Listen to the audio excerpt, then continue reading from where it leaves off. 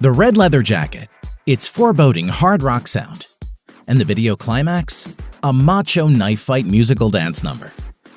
Beat It was a critical departure for an artist that was, up till this point, more known for bubblegum pop, disco love, and an adult fascination with Disney, giving his fans a glimpse of Michael Jackson that had the potential to be bad and dangerous. A cornerstone track of Michael Jackson's iconic album Thriller, Beat It and its accompanying musical video helped solidify Jackson as a pop music icon of the 1980s.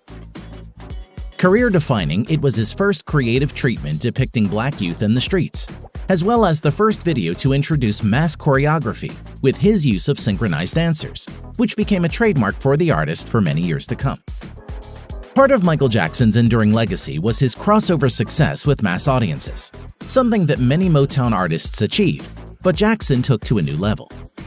Beat It proclaimed a shift for black artists from traditional R&B, soul, and funk to a resurgence in rock, and loosened the boundaries of pop music, which was key to Jackson's rise to international superstardom. This is the story behind the inspiration, production, and commercial reaction to one of pop history's most iconic musical releases, Michael Jackson's 1983 hit, Beat It. But first, if you are interested in understanding the man, the music, and the magic behind Michael Jackson, we are your dedicated channel. So hit subscribe and that bell notification as we tackle all things MJ with 2 new videos every week. Also, check out our store for original MJ-inspired styles, including our new Beat It illustration that we created to commemorate this video. Link is in the description below. The inspiration. Beat It was produced by Jackson and Quincy Jones. Jones encouraged Jackson to include a rock song on the album, to write something like My Sharona, which was a huge hit for the Knack in 1979. Although Jackson reportedly had never previously shown an interest in the genre, but eventually was encouraged when he infused it with other dance elements.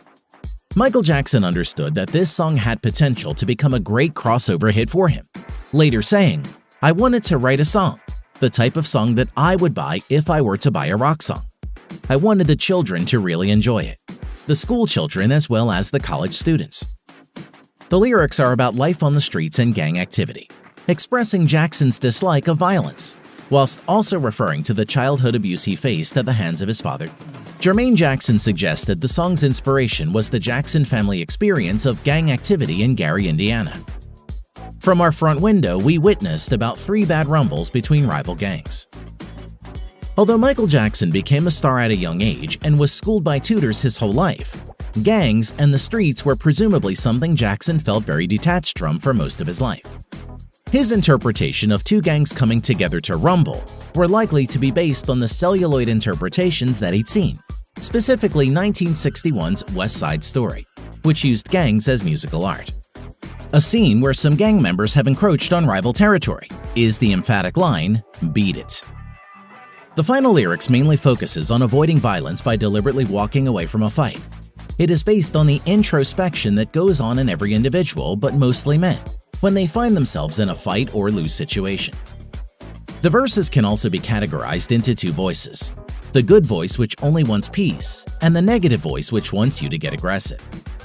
Michael Jackson was trying to reveal the twisted view of bravery and cowardice in society, to shed light on the point that sometimes being brave means to let your opponent slap you on the other cheek, even when you have the strength to beat him flat out. The production. After Jackson had written and recorded his vocals for the track, Quincy Jones called Eddie Van Halen from the rock band Van Halen to ask if he would play a guitar solo on the song. However, Eddie was initially reluctant to do the solo work on the track because he had a deal with his bandmates that they would never do any side gigs or solo projects. But because his bandmates were out of town, Eddie made the decision to go ahead and do it on the down low as a favor for Quincy, under the condition he would not be paid or credited for the work, because he didn't want other members of Van Halen to find out about it. Eddie Van Halen recalled, "Everybody from the band was out of town and I figured, who's gonna know if I play on this kid's record? I didn't want nothing. Maybe Michael will give me dance lessons someday." When Eddie arrived at Westlake Audio in West Hollywood, where the whole Thriller album was produced and recorded, he got to work right away. Although Michael Jackson was unavailable as he was working with Steven Spielberg in a recording studio down the hall doing some voice work for an E.T. side project. Sound effects guru Bruce Cannon noted that when Michael was narrating, he was very emotionally involved when he was reading the lines. At times, he almost broke into tears telling parts of the E.T. story. So, as Eddie Van Halen was busy prepping his solo in Studio B, Jackson was in a puddle of tears, lost in the world of E.T. in Studio A. According to Eddie, he had the engineer restructure the song to accommodate his solo, then blast it out in 2 takes. Jackson showed up after the second take and was thrilled that Eddie cared enough about the song to rework it. Eddie told CNN, "He was a musical genius with his childlike innocence. He was such a professional and such a sweetheart." Rod Temperton, who wrote the title track to Thriller, recounted a mystery blaze broke out in the control room as Eddie played his guitar solo. Eddie was playing and the monitor speakers literally caught on fire, recalled Temperton. The speaker caught fire and we're all thinking like, this must be really good, this solo. The technicians had to race into the control room with fire extinguishers and put it out. The entire process for Van Halen took 2 hours start to finish, and the recording of the solo itself took 20 minutes.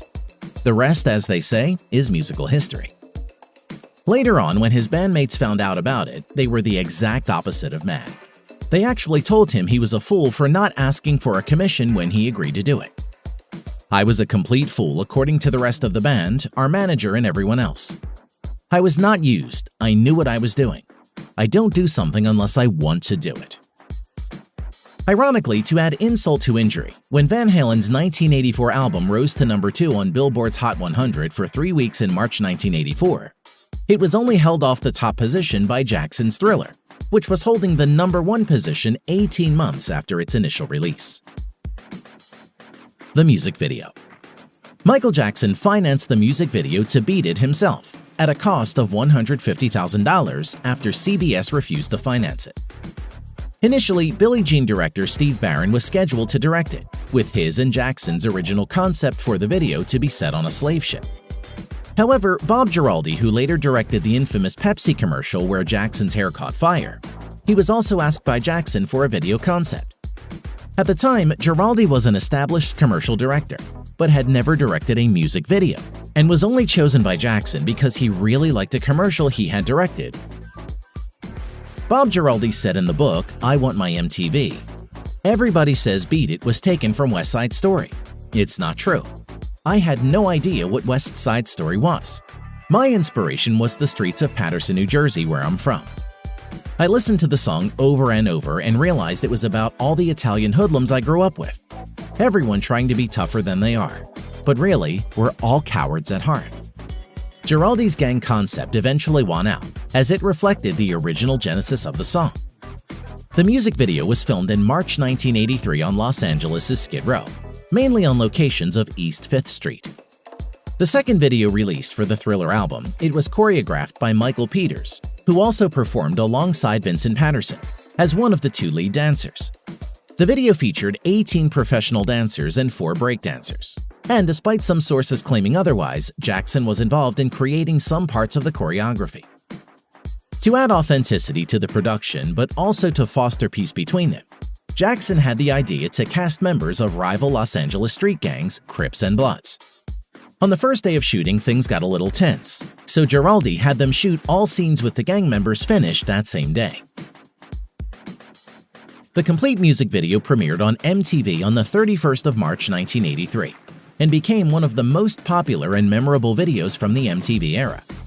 Jackson became the first black artist to get regular airplay on the network when Billie Jean went into rotation.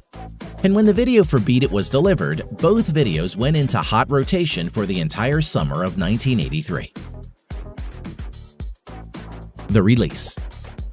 Beat It was released on February 14, 1983, following the successful Thriller chart performances of The Girl Is Mine and Billie Jean. Frank DeLeo, the vice president of Epic Records, convinced Jackson to release Beat It while Billie Jean was heading towards number 1. DeLeo, who later became Jackson's manager, correctly predicted that both singles would remain in the top 10 at the same time. Billie Jean remained atop the Billboard Hot 100 for 7 weeks, before being toppled by Come On Eileen, which stayed at number 1 for a single week, before Jackson reclaimed the position with Beat It for 3 weeks. Both Billie Jean and Beat It occupied the top 5 positions at the same time, a feat matched by few artists. The song and music video for Beat It proved to be a massive success critically and commercially. The American Music Awards named the short film Favorite Pop Rock Video and Favorite Soul Video, and it took home 2 Grammy Awards in 1984 for Best Male Rock Vocal Performance and the prestigious Record of the Year award. Shortly after its release, Beat It was included in the National Highway Safety Commission's anti-drunk driving campaign. Drinking and driving can kill a friendship. Jackson collected an award from President Ronald Reagan at the White House in recognition for his support of the campaign. Reagan stated that Jackson was proof of what a person can accomplish through a lifestyle free of alcohol or drug abuse. People young and old respect that. And if Americans follow his example, then we can face up to the problem of drinking and driving. And we can, in Michael's words, beat it. Check out our channel for more Michael Jackson videos, and also visit our MJ store by clicking our link in the description. Thank you for watching The Detail. We'll see you next time.